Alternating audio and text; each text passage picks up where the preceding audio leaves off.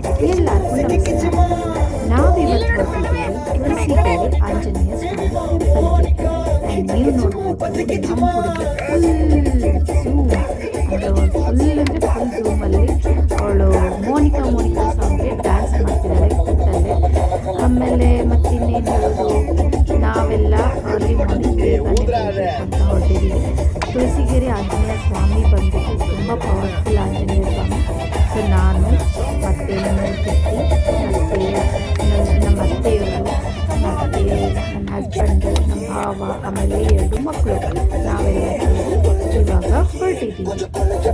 So on the way ಏನೇನು ಆಯಿತು, ಹೇಗೆ ಏನು ಅಂತ ಹೇಳ್ತೀನಿ.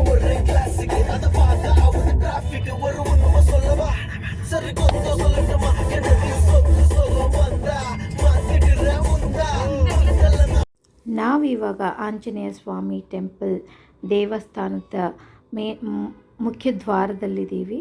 ಸೊ ನೀವು ನೋಡ್ಬೋದು, ಎಂಟ್ರಿ ಕೊಟ್ಟು ನಾವು ಒಳಗಡೆ ಹೊರಟಿದ್ದೀವಿ. ಇದು ಬಂದುಬಿಟ್ಟು ತುಳಸಿಗೆರೆ ಆಂಜನೇಯ ಸ್ವಾಮಿ ಟೆಂಪಲ್.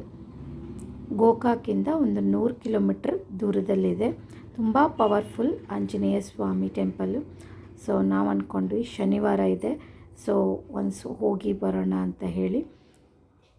ಸೊ ಇದು ಆಂಜನೇಯ ಸ್ವಾಮಿ ಟೆಂಪಲ್ ಒಳಗಡೆ ರೆಕಾರ್ಡ್ ಮಾಡೋಕ್ಕೆ ನಮಗೆ ಪರ್ಮಿಷನ್ ಇಲ್ಲ. ಸೊ ಹಾಗಾಗಿ ರೆಕಾರ್ಡ್ ಏನೂ ಮಾಡೋಕ್ಕಾಗಲಿಲ್ಲ. ಬಟ್ ಲಾಸ್ಟಲ್ಲಿ ನಾನು ನಿಮಗೆ ಅದರದ್ದು ಆಂಜನೇಯ ಸ್ವಾಮಿದು ಫೋಟೋ ಸ್ನ್ಯಾಪ್ ಹಾಕ್ತೀನಿ. ಸೊ ನೋಡ್ಬೋದು, ತುಂಬ ಜನ ಇದ್ದಾರೆ. ಶನಿವಾರ ಇದೆ ಅಂತ ಹೇಳಿ ತುಂಬ ಜನ ಇದ್ದಾರೆ. ನಾವು ವಾಪಸ್ ಹೊರಟ್ವಿ.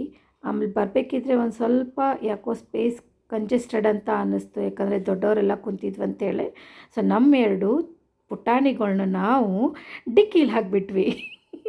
ನೋಡ್ಬೋದು ಅವ್ರು ಎಷ್ಟು ಎಂಜಾಯ್ ಮಾಡಿಕೊಂಡು ಡಿಕ್ಕಿಲಿ ಕೂತ್ಕೊಂಡಿದ್ದಾರೆ ಇಬ್ಬರು. ಸೊ ಏನೋ ಒಂಥರ ಅವ್ರಿಗೆ ಖುಷಿ ಅನ್ನಿಸ್ತಿತ್ತು. ಜಾಗನೂ ಇತ್ತು, ಏನೂ ಬೂಟ್ ಸ್ಪೇಸಿಂಗಲ್ಲಿ ನಾವೇನು ಲಗೇಜ್ ಹಾಕಿದ್ದಿಲ್ಲ ಅಂಥೇಳಿ.